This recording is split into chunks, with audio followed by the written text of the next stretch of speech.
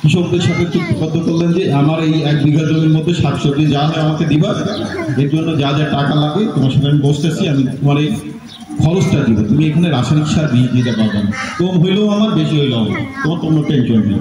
তাহলে এইভাবে খুব সহজে আপনি আপনার জন্য পরিবারের জন্য নিরাপদ খাবারটা আপনি খেতে পারেন। যদি নিরাপদ খাবার খান এবং যদি আপনি প্রসেস খাবারটা ছেড়ে দেন, মানে যত ধরনের প্যাকেটজাত খাবার, যত ধরনের কারখানার খাবার, এটা যদি ছেড়ে দেন, একদিন শুধু একদিন ছেড়ে দেবেন, পরদিন সকালবেলা ছোট ঘরটাতে গেলে আপনি বুঝতে পারবেন যে আপনার শরীরে অনেক পরিবর্তন হবে এবং আপনার ভালো লাগবে, মনে হয় যে আপনি সবচেয়ে সুখী মানুষ। তো আমার মূল কথার জায়গা হচ্ছে যে খাবারের প্রতি মনোযোগ দেওয়া। পৃথিবীতে আসার পর আমরা যে খাওয়ার জন্য চিৎকার করছিলাম, এই কথা স্মরণ করে আমাদের সময়, আমাদের অর্থ, আমাদের মনোযোগ যেন আমরা নিরাপদ খাবারটা করতে পারি এবং খুব সহজে। এই জন্য যদি কোনো কিছু প্রয়োজন হয়, আপনি যে কৃষকের সাথে যোগাযোগ করবেন, তার যদি ক্যানিং প্রয়োজন হয়, তার যদি অন্য কিছু নলেজ, আপনাদের যদি কোনো পরামর্শ প্রয়োজন হয়, আমরা সবসময় আপনাদের সাথে আছি। ধন্যবাদ সবাইকে।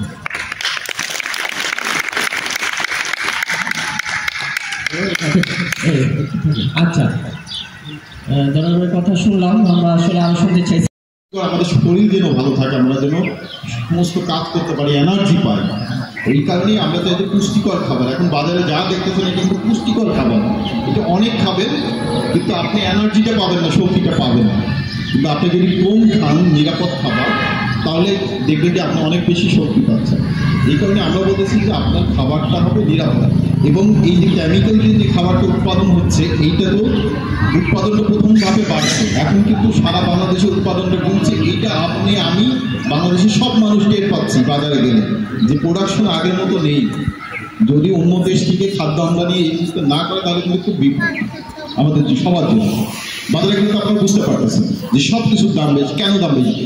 এত কেমিক্যাল দিচ্ছে, তারপরেও দাম বেশি কেন? 30,000 কোটি টাকা সরকার ভর্তুকি দেয় এই রাসায়নিক সার বিষের জন্য, কেমিক্যাল আনার জন্য। তারপরেও প্রোডাকশন কমতেছে, কারণ মাটি অনুর্বর হচ্ছে।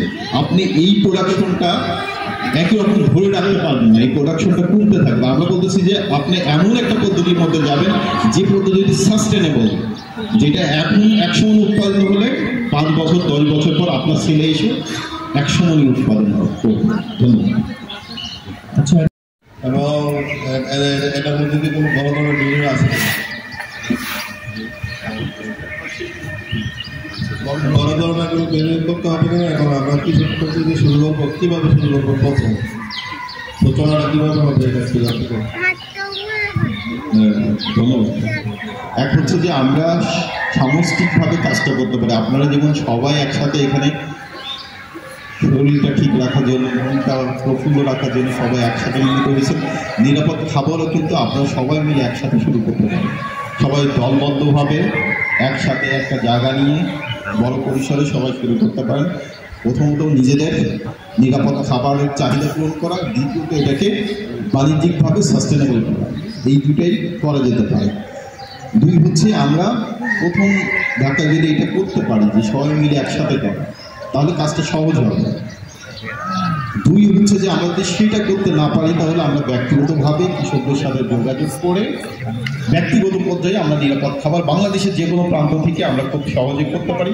এবং এই শহরের খুব কাছাকাছি আমার মনে হয় যে গ্রাম আছে, সেই গ্রামগুলোতে আপনারা যেখানে যেখানে আপনাদের যোগাযোগ আছে, সেই সব জায়গা থেকে সমস্ত কিছু নিরাপদ খাদ্য, শাকসবজি, ধান, মাছ যা যা আছে, এগুলো কিন্তু সবই আপনি তাদের মাধ্যমে নিরাপদ করে উৎপাদন করে নিতে পারবেন। এই ক্ষেত্রে 2টা জিনিস যদি সমষ্টিকভাবে করেন, তাহলে কাজটা সহজ হবে, সবাই একসাথে বিনিয়োগ করতে পারবে। আমরা যখন প্রাকৃতিক কৃষি শুরু করছি, তখন কিন্তু আমাদের কোনো টাকা ছিল না, আমরা স্টুডেন্ট ছিলাম, সবার এই যে মানে নাস্তার টাকাটা দিয়ে একসাথে জড়ো করে প্রাকৃতিক কৃষি আন্দোলন ছিল। এখন তো আপনারা যারা গেছেন তো দেখছেন, এটি সারা বাংলাদেশে এখন ছড়ানো। ঢাকায় আমাদের আলকুলের আছে, শুরুটা ছিল আমাদের একেবারে স্টুডেন্ট অবস্থায় নাস্তার টাকা দিয়ে, 50-60 টাকা 100 টাকা দিয়ে। অল্প অল্প একটু করে দেন, এটাতে জাস্ট ছাদের মধ্যে আমরা জমিতে কিছু করা যায়। লাল শাক লাগবে, লাল শাক লাগবে, আর দেবো।